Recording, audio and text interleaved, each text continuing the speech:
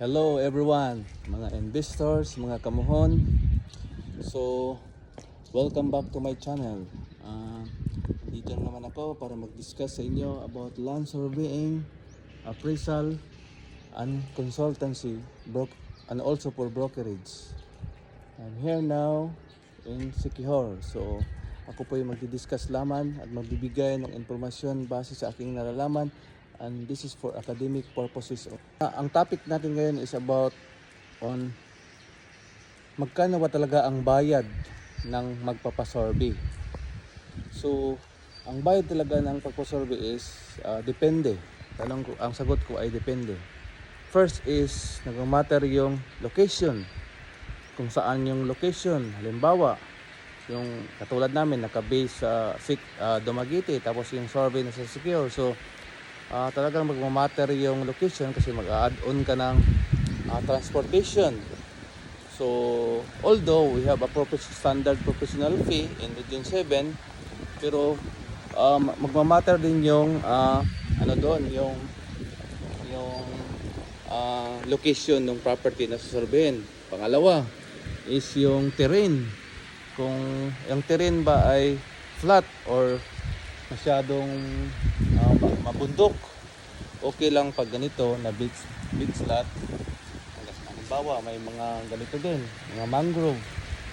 So kung ganun, mag-matter din yung terrain, saka at kung ano din yung paano yung pagsusurvey. Relocation survey ba, meaning ang ibig sabihin ng relocation survey is yung kung buo yung kung ano yung area ng nasa titulo, yun din yung isa-survey. Or ang tinatawag natin subdivision survey na kunwari marami kayong magkakapatid, 4 kayo, hatiin sa 4, so iba naman yung bayad doon.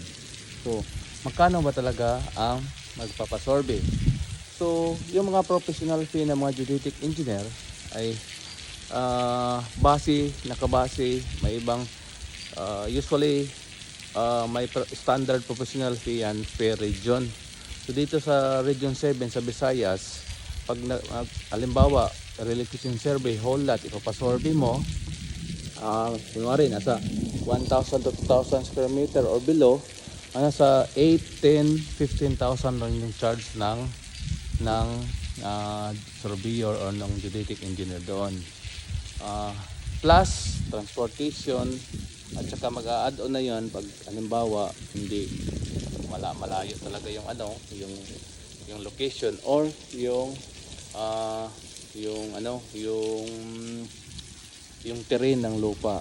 So yun yung yung bayad talaga sa survey. So it depends, although we have professional fee, standard professional fee, but the location, the terrain, the type of survey, nagmamatter din yun kung anong nag-add-ons din yun sa cost ng standard professional fee. So yun lang. Kung may katanungan kayo about land surveying, brokerage, and appraisal and consultancy, just comment the comment section para at least matagot ko. At yung may iba kayong topic na gustong i-discuss ko about land surveying, brokerage, appraisal, and consultancy, just comment. So nadarito, no? Once again, this is Engineer Oliver Ryan Akain, isa po akong licensed real estate broker, licensed real estate appraiser, licensed real estate consultant, at isang geodetic engineer o land surveyor. Thank you po at maraming salamat po sa tingin at pagsubaybay. Salamat. See you in the next video.